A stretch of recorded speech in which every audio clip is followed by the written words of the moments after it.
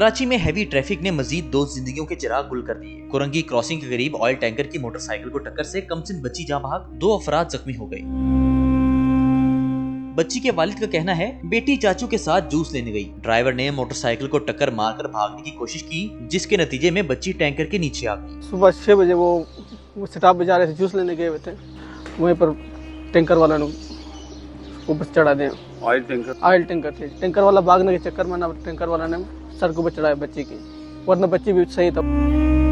Rescue हुकाम के मुताबिक जाँ बहक बच्ची की शनाख्त सायरा के नाम से हुई। पुलिस ने ड्राइवर को गिरफ्तार करके टैंकर तहवील में ले लिया। कुरंगी 100 क्वार्टर के करीब भी अफसोसनाक वाकया, ट्रक ने गली में मौजूद 4 साला वसीम को कुचल दिया। नींद पे था बच्चा, इधर खड़े 10:30 बजे ट्रक वाले ने मार दिया।